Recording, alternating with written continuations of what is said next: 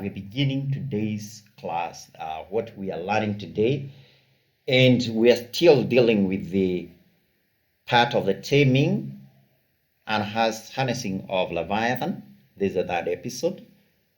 And we're going to learn about the firmament and the waters. As I was preparing for this episode, I understood that there is a lot to cover, and I'm certain we may not be able to cover it within the period of time that we have. So if we do that, today we'll do the first part, and then during the next meeting, we're going to do the second part about this particular topic. I'm talking about understanding the firmament and the waters. There's just so much for us to understand. If you are a wise student, or rather you have an understanding of these matters, you'll understand that we are talking about much about the terminology that we're using is terminology that appears in the Genesis, or what we call the origin accounts of creation. So that's it. And before we move on, I just like to capture what we learned very quickly. Today, I would like to capture what we learned last week and just do a short summary of the main points, because these are the points you're going to still build on, just as we had used what we dealt with in the first episode to build up our understanding of what we learned in the second episode. So the first thing that we learned last week was about at the beginning of the creation account, God created two realms of influence. And those the two realms are for influence. The first, the second purpose is for what we call creative enterprise.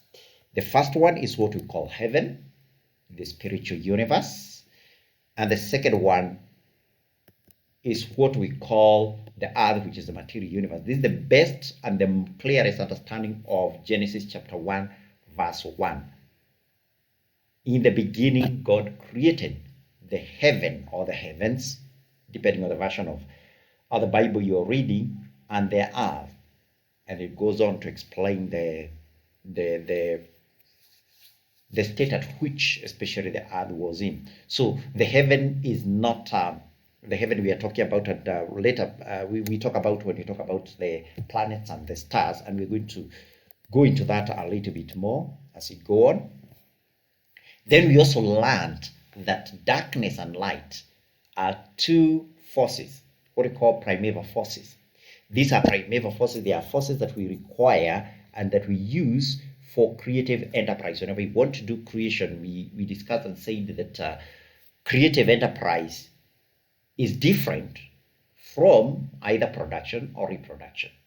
Production is what you can do. You can create even a machine. You can create a conveyor belt of the production system, like on a floor, or on a factory floor, where you're able to make production, turn raw materials into finished products and something like that. So that is not really what creation is about. It's not also really what creation is about. It's not also reproduction. It's not where you reproduce like copies of yourself. Any living thing is capable of doing this. And we went deeper and talked about even man has also created or brought about concepts and ideas and worldviews that in our proper understanding represent reproductive work, but not and these systems, while they've been brought about by creative enterprise, they can be able to reproduce and do reproductive work or production work, and that is beyond, or rather, when we talk about creation, it's a lot higher than that. It's really important for us to be able to contextualize that, especially because these are common misunderstanding. People do talk about, like when they think about sexual reproduction, it is to think that is what defines a creative, like that is the limit of our ability to use the authority that we're given to replenish. Like, when God says replenish and fill the earth, He was not just saying go make copies of yourself, fill the earth with other copies of humans, and you'll have done that mandate. This mandate goes beyond that. Why? Because, as we discussed, is that creative work is an exclusive enterprise of beings in the God realm. God had to lift man, put him in the God realm, give him authority to go on and do creation. A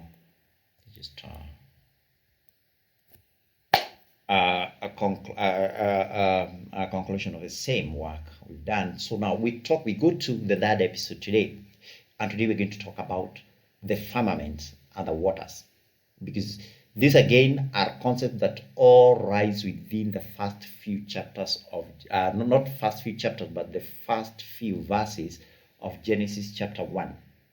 Darkness and light is what we dealt with last week. So let's go to Genesis chapter 1 and read the words and hear what scriptures have to say. And we are going now to Genesis chapter 1, verse 6. Just about the point where we stopped last time. And God said, "Let there be a firmament in the midst of the waters, and let it divide the waters from the waters." And I'm reading from this is the New King James Version. I normally quote from King James Version. I understood that I've been taking word from King James Version. So this is the New King James Version. So then God said, "Let there be a firmament in the midst of the waters, let it divide the waters from the waters." Thus God made the firmament and divided the waters which were under the firmament from the waters which were above the firmament. And it was so.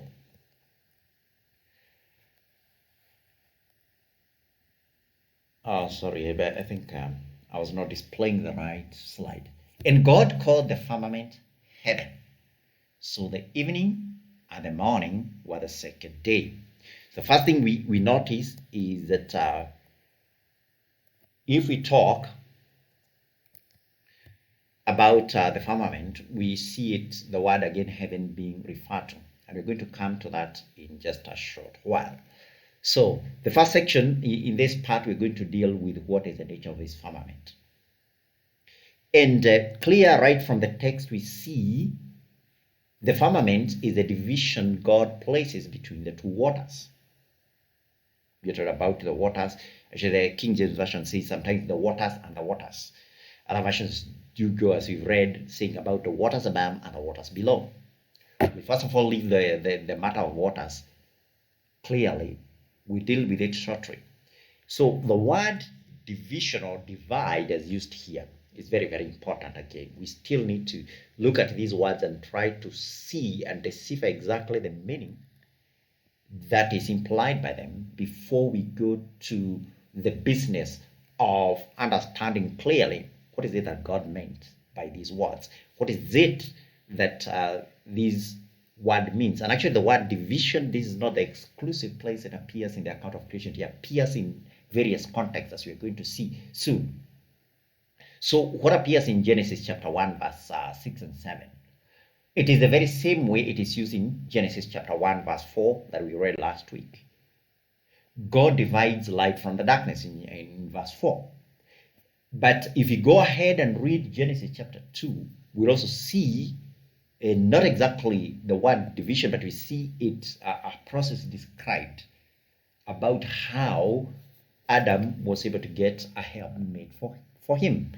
And God did that by dividing, essentially, or separating, or taking out of him, of Adam, the man, a being that was complementary to what Adam was.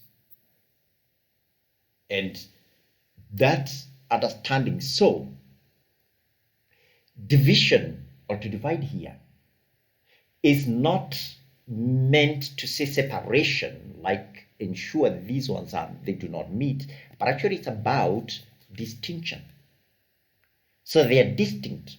When something is divided from the other, is that, okay, actually the very nature of righteousness, or what we call even divinity, or the nature of God, is that perfect balance. I think it's something I spoke of over the last 2 weeks, is attaining the perfect balance. We spoke about this in the first episode, and we said that even when you go to other cultures, you see the same concept appearing. People talk about yin and yang. And there need to be a balance between the two. It's actually the very same thing that we're talking about here. It's about attaining that distinctive balance so that everything is in order. And lack of that balance, lack of that distinction is actually what creates chaos. I don't know whether somebody was trying to speak. Okay, thank you. It is that lack of distinctiveness between these two, either two forces or two concepts of the divine that creates that's what creates actually what we call an abomination or perversion or chaos, like we see in the second verse of Genesis chapter 1 over here, that the earth was void and empty. It was actually the initial chaos because there was not that distinction. There was not that balance. So again, this is very, very important. So the division between, when it happens this way, when God was dividing the two waters, he's trying to bring a distinction, is trying to bring a balance, trying to bring away the two forces or the two natures can work together. Now, we go to the point where God names the firmament. In verse 6. And even if you go to the scripture itself, we go to the actual Hebrew writings, we see basically the word that is used for heaven is Shamayim. And that appears in both Genesis chapter 1, verse 1, Genesis 1 verse 1, and also Genesis 1 verse 8. But there is a distinction because in the first, in Genesis 1:1, we don't just see Shamayim used, but it's used with an article, the. So it says the Shamayim, Hashamayim. I don't know whether it's Washamayim, I think it's Hashamayim. So that is why the interpreters actually speak about the heavens or the heaven. Actually, it's much more accurate to speak about it as the heaven.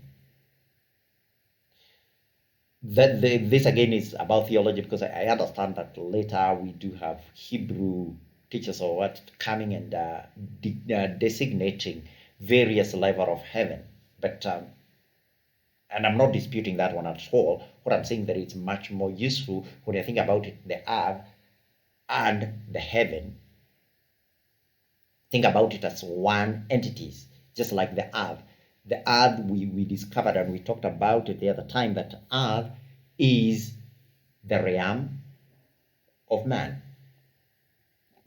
And it's actually much more accurate within the context of Genesis chapter 1 verse 1 to not speak about the earth, but to say the material universe. The place where we can be able to measure things, we see things, we have sensory perception about, or even if we don't have our own human sensory perception, because there are some elements of what makes up the material world that you cannot see with your eyes. Today we are connecting using most likely wireless networks. They are communicating using electromagnetic energy, and your eyes are not capable of seeing those electromagnetic waves as they are moving through the medium of air. But that doesn't mean that they are not in the material realm. They're still in the material realm, because if you take a detector like your phone or whatever you're using, if it is a modem or whatever, it is able to detect them. And therefore it's able to display the very word that I'm displaying on my screen is being taken to your screen, and therefore you can see material. It's a way you can interact with these forces. But they are all within the parts of what we call the material heaven. This is very, very important, because actually if you look at some of the greatest contests that have happened between science and people who believe in God, is because neither of them are willing to concede that each other's worldview has a place. That the materialists believe that There are forces that work to, that they can be discerned and they can be profiled properly and give us an understanding, and that is knowledge, and that is the truth.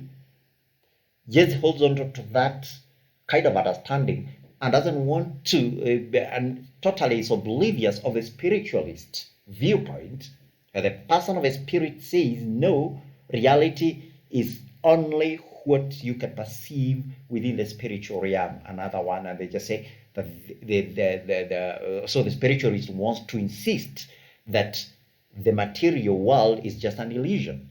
None of them is an illusion. Both of them are separate realms of eternity. If you understand that, understanding is there. And when you see,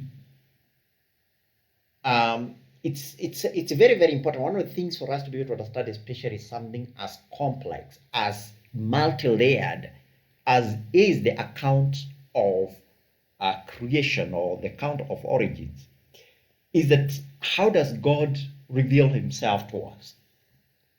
When we have a vision, what is it that we do see? And when we see, are we able to recollect everything that we see and bring it on to this world?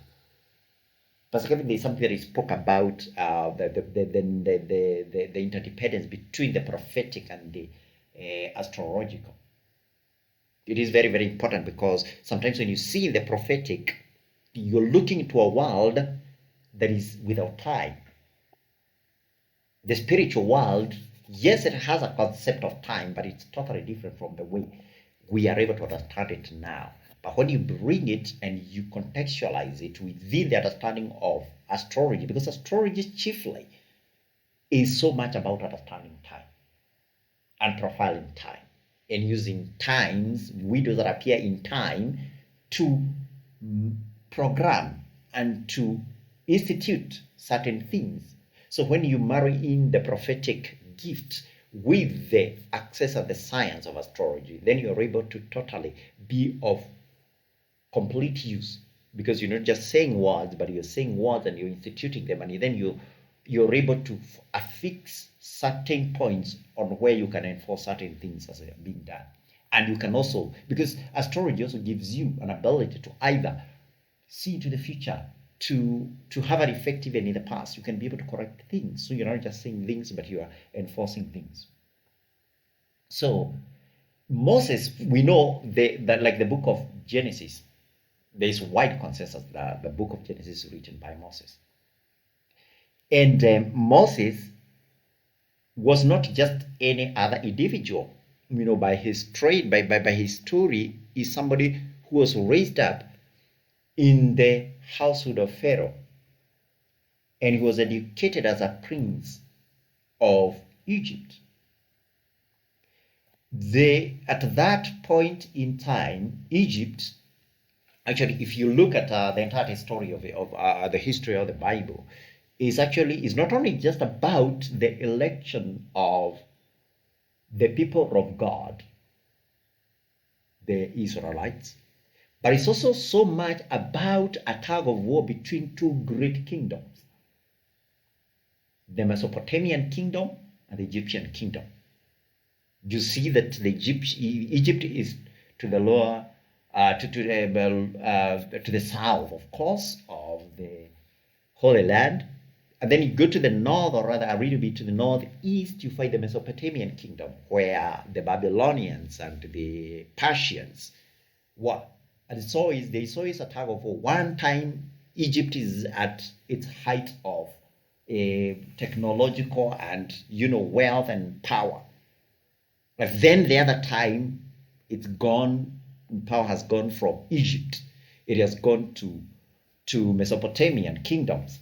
And there's always a sort of seesaw between them. And that story, it's so much it's very, very important to contextualize it that within the story of the Bible to understand it. So at this time, the center of learning and understanding of these concepts was that Egypt was leading, was the wealthy kingdom, was the place to be. And at that time, Moses is educated in that sense, and he has an ability to understand. If you read the account of Genesis. It comes Genesis, especially Genesis, as I'm saying, Genesis chapter 1. It gives you an understanding of somebody who has a very in-depth understanding of the concept of cosmology. And we're going to cover this one more as we go along, so that we seek to understand what is it that Moses is trying to speak about as he writes. But it's important to see that there's a distinction between what is the celestial heaven, and there is a distinction between it and what we see as the realm, as the realm of God. That is not always very clear, especially to even later civilizations you're going to see, especially like those of the Greeks. They don't always make that distinction. So we see clearly that the firmament, as we are talking about here, is the realm of the luminaries and the stars. Now, so Moses has an innate understanding, and that is why I said that it's important to contextualize the story of Genesis chapter 1 from the experience Moses had when he was writing it. So he could have had this learning even before Yahweh had revealed himself to Moses. But it's also very important to understand that this is something that also comes with Abraham, because of course Abraham lived a long time before Moses, and this is actually these two concepts. There are two concepts that really come out in this account: that the celestial heaven is not the abode of God, and the celestial heaven is as described here. It's an interface between the material and the celestial universe. And if you look at this understanding, we mention Abraham because, of course, Abraham is the first person who institutes, or rather who has this I would call it like an aha moment or light bulb moment, and realizes that actually you don't need to have multiple gods to be able to explain the universe as it is. Because to all other civilizations over time, and even later, to be able to understand everyone, especially when you see religion's need for it is because we want to explain our experience. And normally we are trying to rationalize. Many people create, actually major world religions are created to try to rationalize the painful moments of our living. So you want to, it's maybe you have had an earthquake, it's taken all your head, or maybe a fire, or maybe a thunderstorm or something like that, and it comes and takes away all your earthly possessions or all the loved ones, and now you want to rationalize it. And you see, therefore you assign different, you want to say you want to speak about the inevitability of it all, and how, or rather how it leads to greater good, because you see, people tend to think that nature is evil. So why do we, in order to make sense of it all, you create gods and you put them in charge of these forces of nature. So there is a God that is in charge of waters and floods. There's another God that is in charge of thunder. There's another God that is in charge of earthquakes. There's another God that is in charge of the sea, and all the evil that is we find on the land, and all that. And it's just humanity trying to grapple with an understanding of this world. But this ability to see, and of course, when you understand that, then you see the cycles of the celestial sphere. You try to put your gods there, like we see Greeks doing. Greeks put all the entire pantheon into the sky. Like today we talk about, like even when we spoke about planet Jupiter. Jupiter is just the Latin vocalization of the concept of Zeus. So Zeus, Jupiter, is a king of gods. Zeus is a king of gods of a Greek pantheon of gods, and therefore we put him there. And then he has other, like Saturn. We have Mars, the god of war. All of them represent certain understandings and misconception, of course. I don't want to call it. I don't want to call it necessarily a misconception, because certainly it's not really a misconception. It's just that it is just part of the truth. These are forces that actually God creates, and He gives them godly authority, as we did learn. Or rather, maybe we're going to learn about hopefully in the next section, in the next in the second part of this this episode, or rather of this part that we are trying to talk about the firmament. So the only other interpretation of the divine that is close to what Abraham managed to institute is the African traditional religions.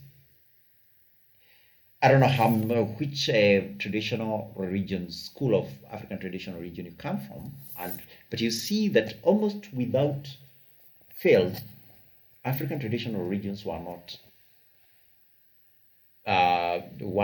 polytheistic. They were all monotheistic. You used to have one creator, supreme God. Yes, there used to be ancestral spirits, but no African considers an ancestral spirit to be a god. We may have had we have had shrines for them, but it's only because we understood that maybe we needed to appease them using certain rituals and traditions. But we are not, like when the white man came, he didn't understand that. That's something that he had a total misconception about.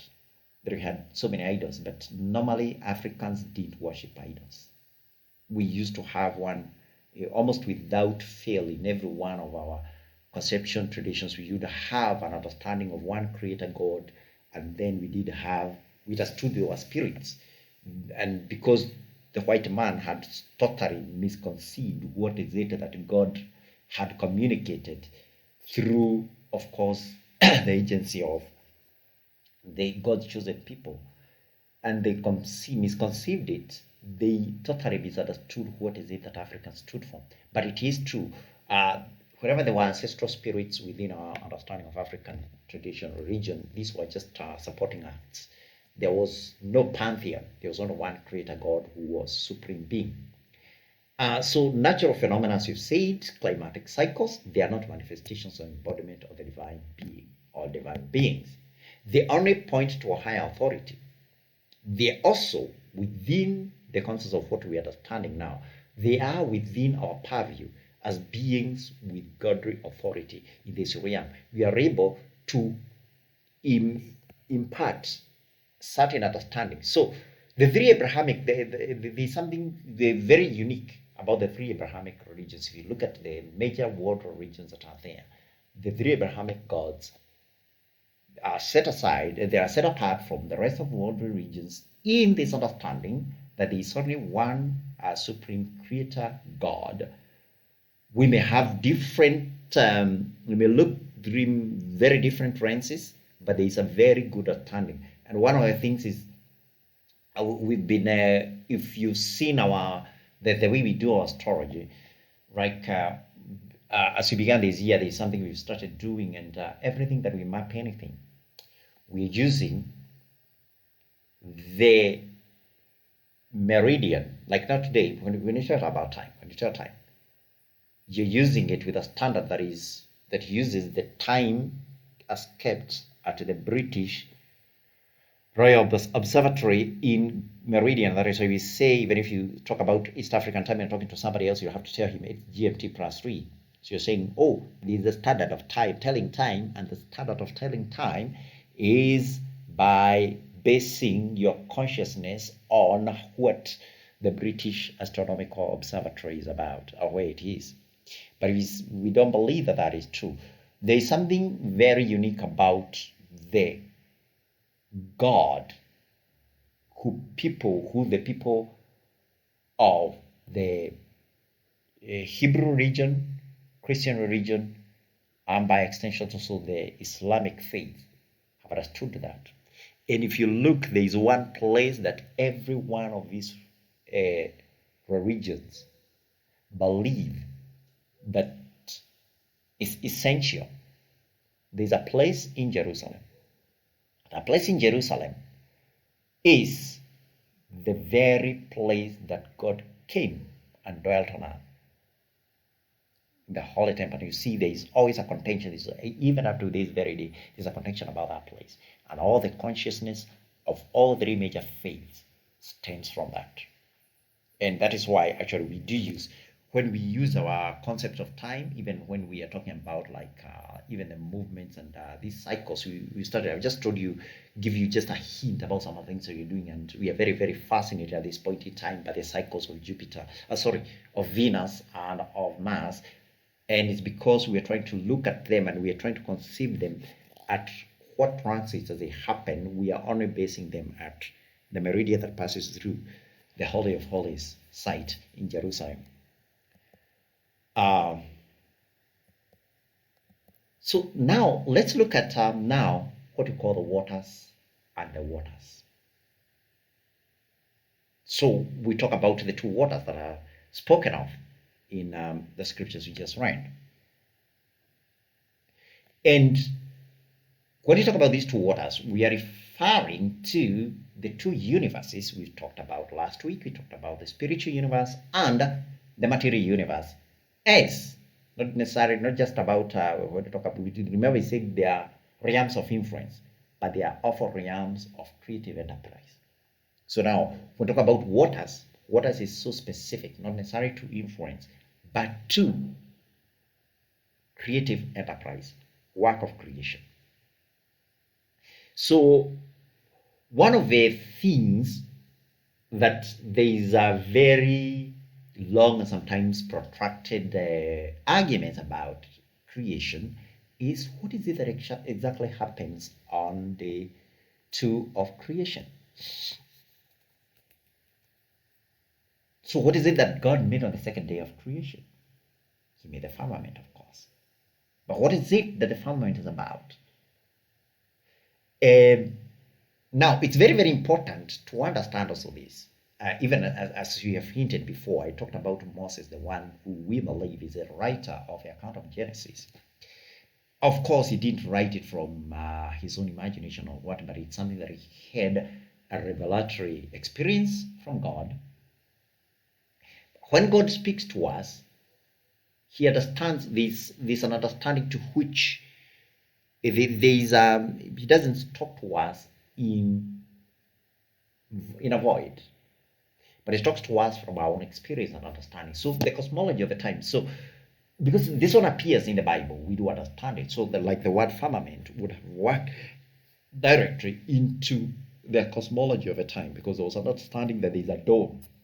There is a natural material dome in the realm of the stars. And actually, according to some interpretations, when you see the stars, when you see these points of light, it's only that there's a dark dome there, and these points of light are just like gateways that open up to the realm of pure light of God. So there was that understanding. So perhaps it does color the experience that Moses accounts about, but it doesn't hold it back from communicating certain truths. And these are not cosmological truths. These are not empirical truths. These are not scientific truths, as I say. But these are higher eternal truths, and that is the realm of what God is trying to communicate to us. So I was saying this. What is it that happens on day 2? Because God creates. There is a firmament that created, and that would have accorded to the understanding of a time, place, and material there. So there would be some people. It's important when you interpret scripture, we also understand what people at that time understood. But we also must not hold ourselves prisoners of the understanding of people of that time. We also need to fix about and understand about our reality in the present time. So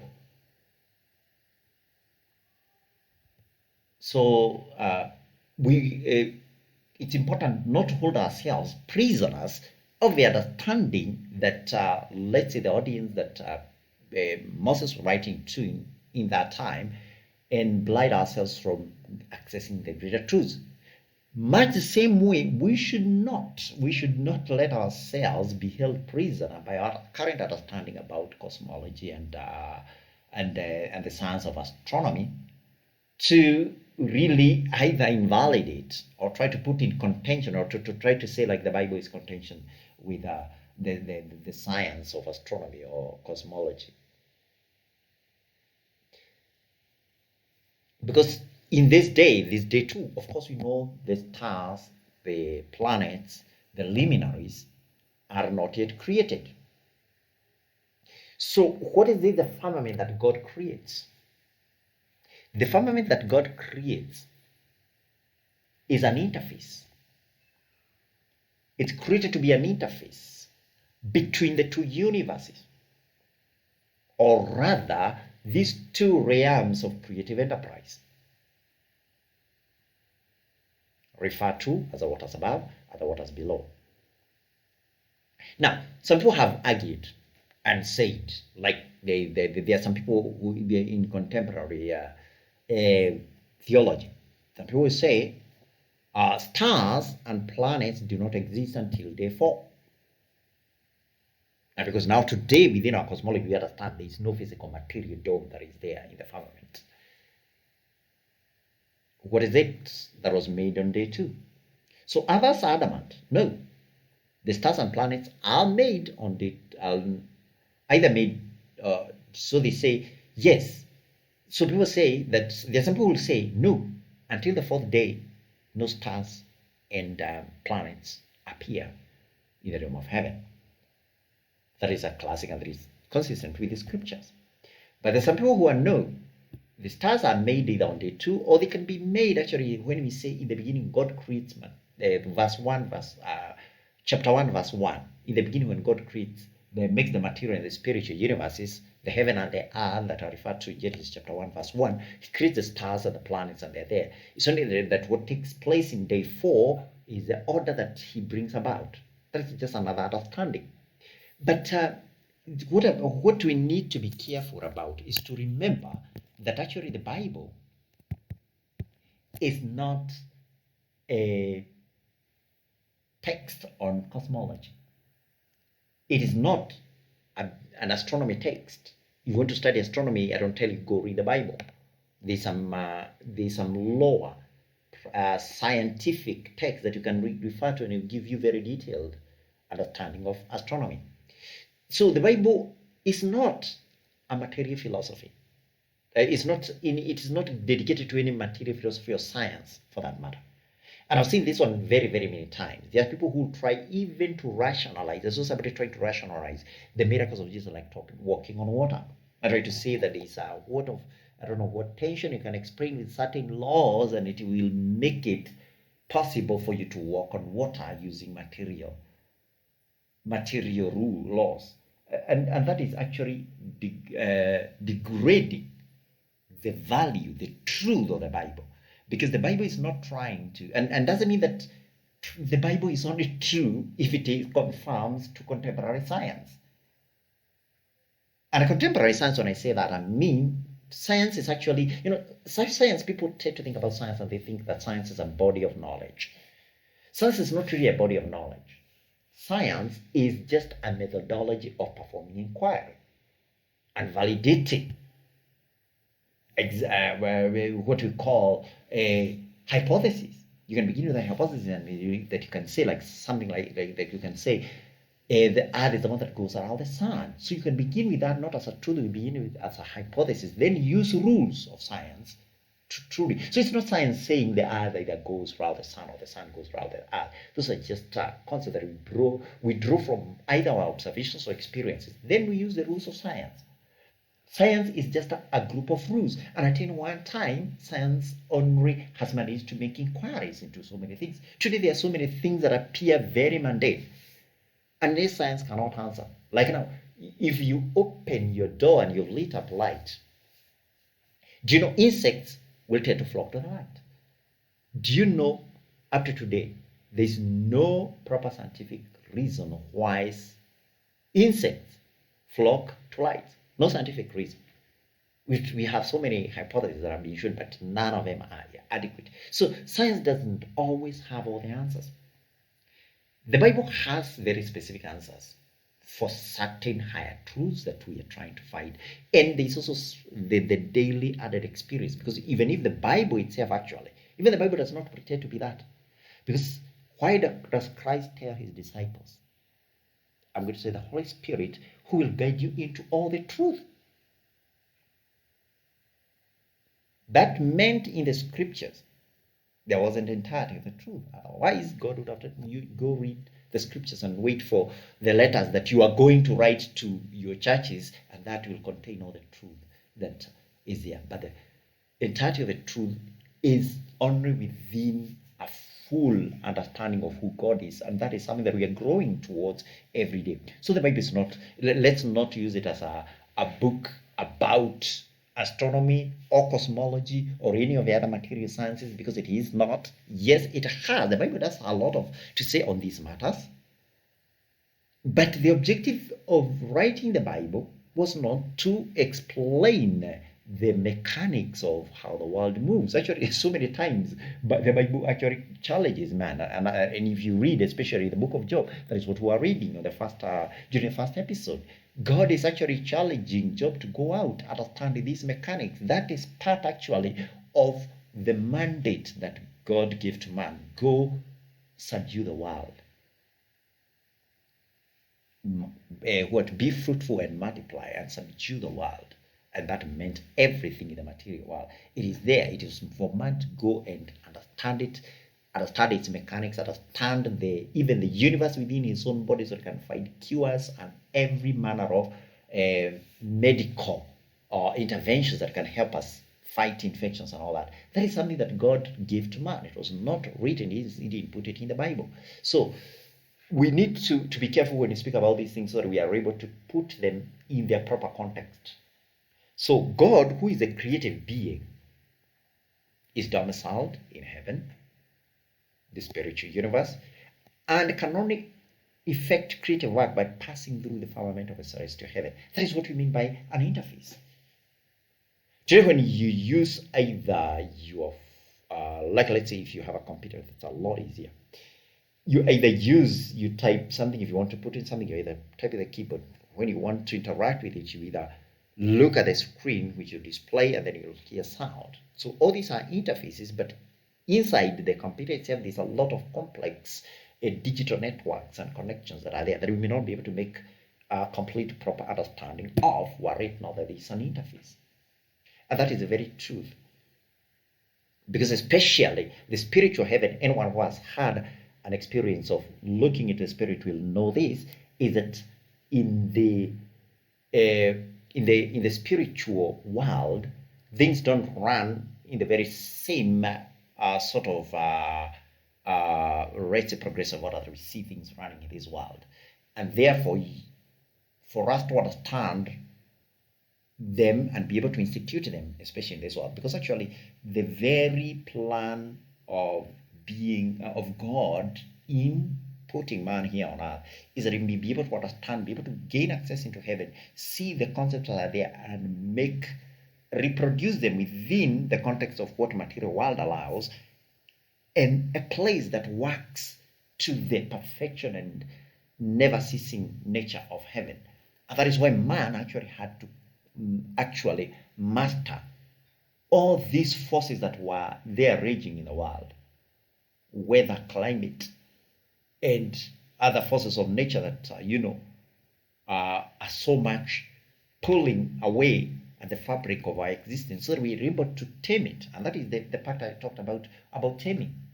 When I talk about taming the Leviathan, I'm just speaking so you can learn something I explained last week. I'm not just talking about the Leviathan, but I'm talking about this world, very antagonistic forces that we come into contact with every day. We are supposed to tame them, then and gain access into them and be able to harness them for our own good. And that is part of the groundwork we are laying forward to, so we can know how is it that we do this work. So Shamayim, as that's a word we looked at, is God naming. That is another, we see God naming the heaven, naming this firmament, calling it Shamayim, and he is ascribing to it a certain nature, how it will operate, how it will be used by man when man takes over, because God is preparing the world. He's preparing the world to commit it to man's domain. And therefore, he institutes these laws, and more that we are going to see when we go to the second section of this part about the firmament and the waters. Now, the final thing that we are going to talk about today is what I call the counterintuitive principle.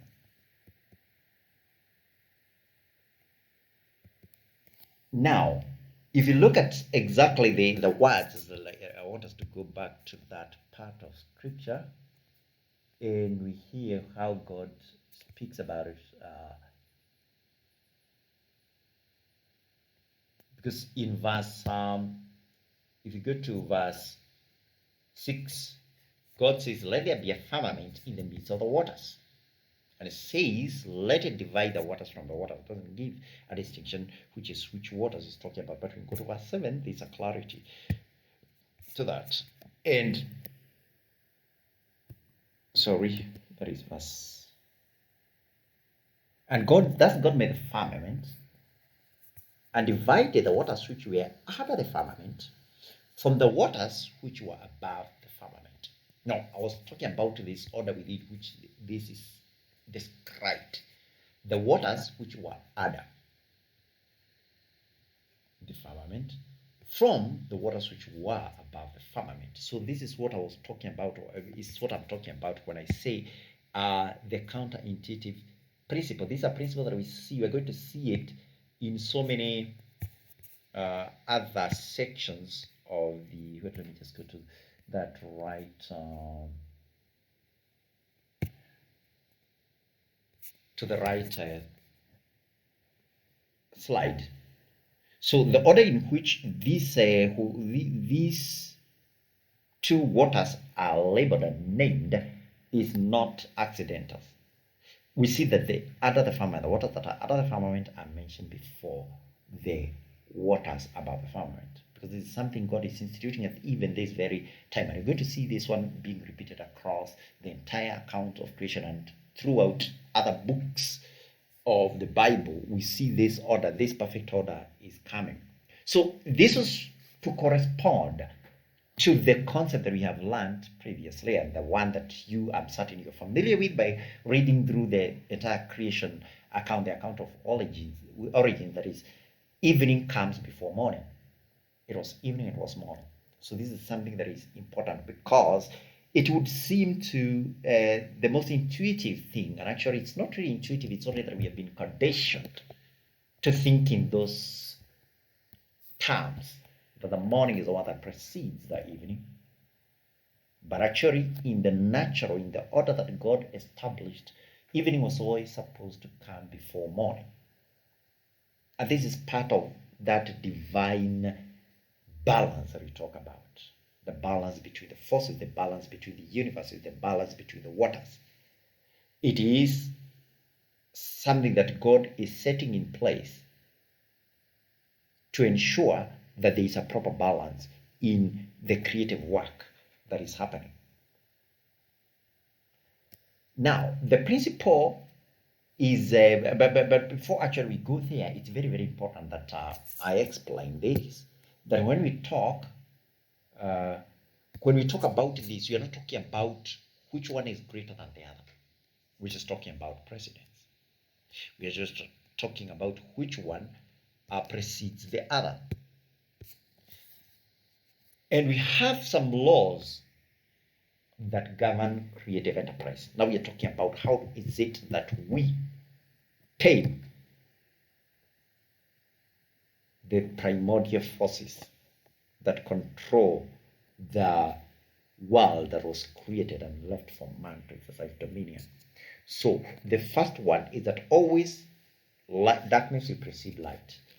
And the second one of this is actually just a facet of the same thing, is that whenever we talking about ascent and descent will always precede ascent. And it's important, as I've said, to understand that when we talk about precedence, which one precedes the other? I'm talking about presidency.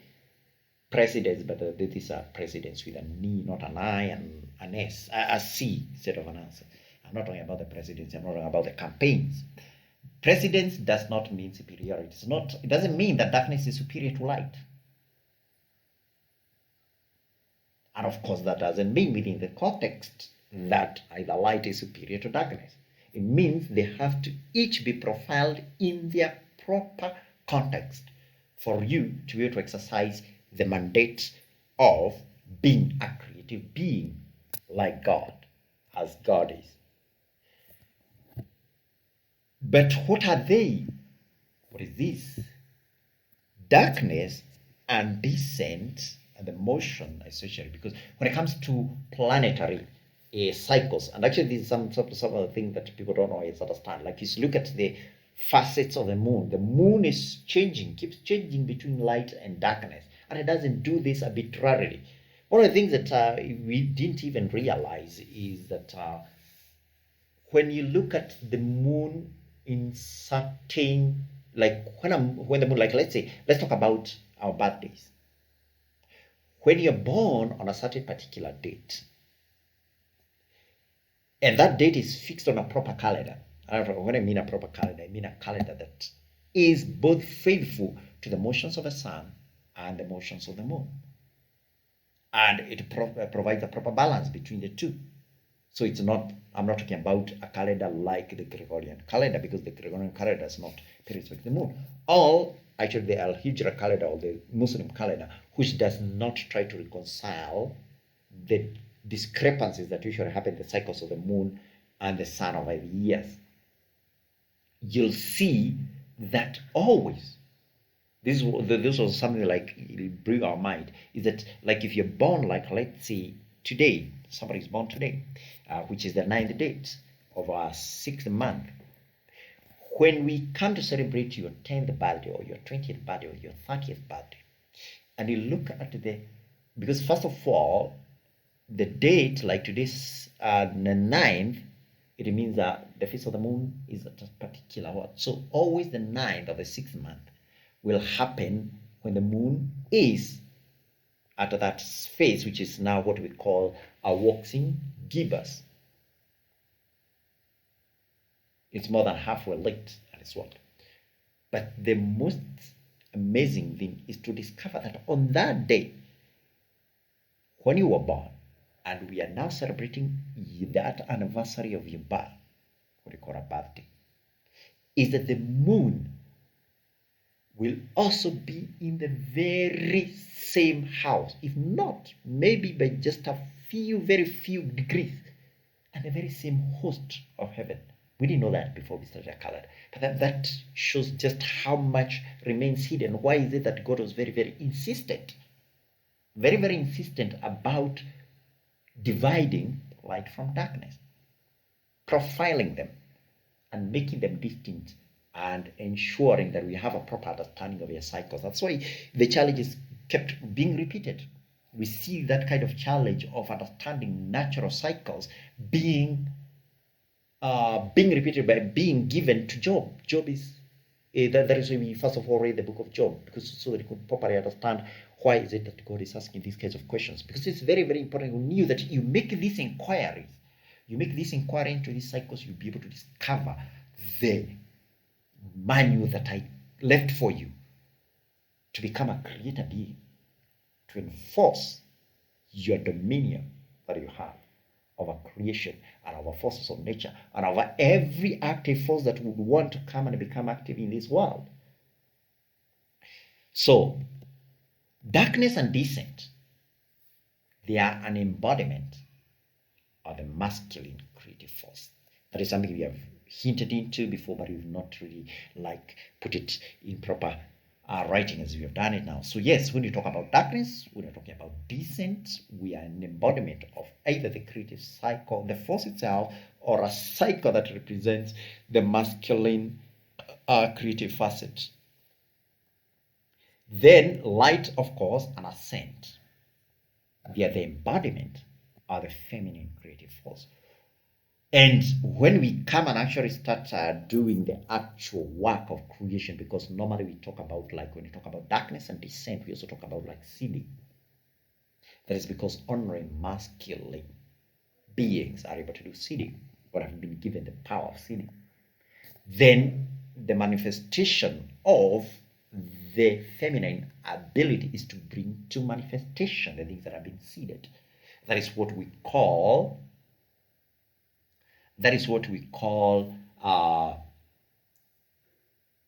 harvesting or birthing.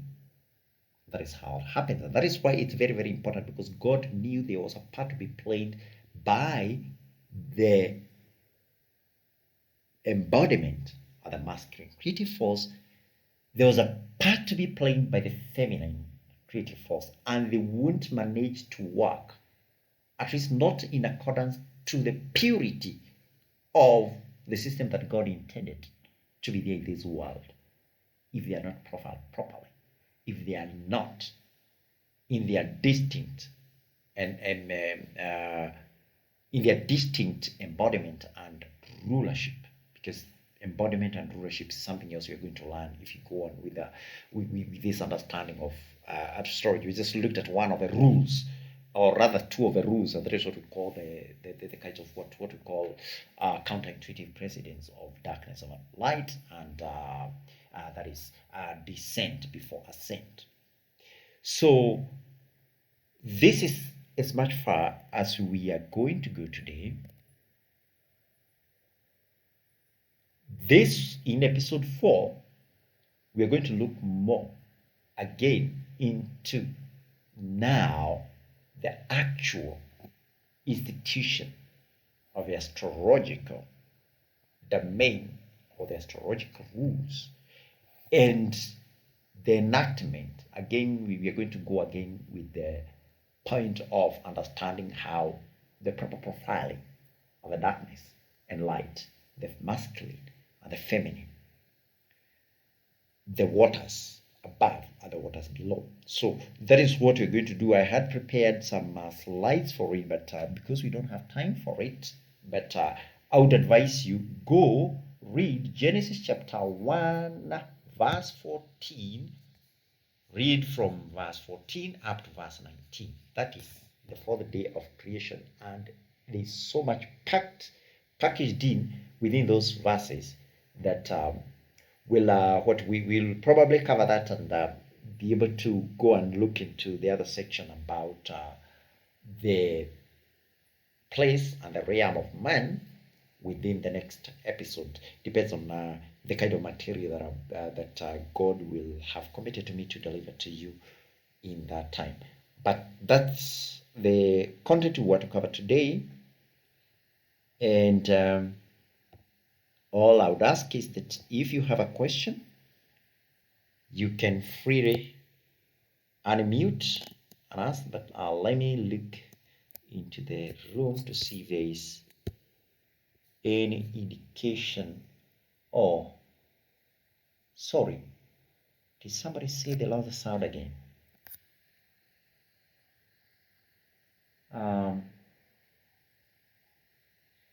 And there's somebody who indicated about half an hour ago that they lost my voice, but I do hope that you're able to hear me.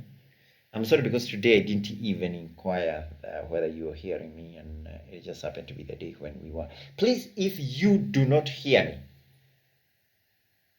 please feel free, just unmute and say we can't hear you, and I'll be able to correct that if that's the case. So I'm not seeing any question, comment, or contribution of any sort in the chat room, but it is possible for you to unmute and speak, and I'll be able to hear you out.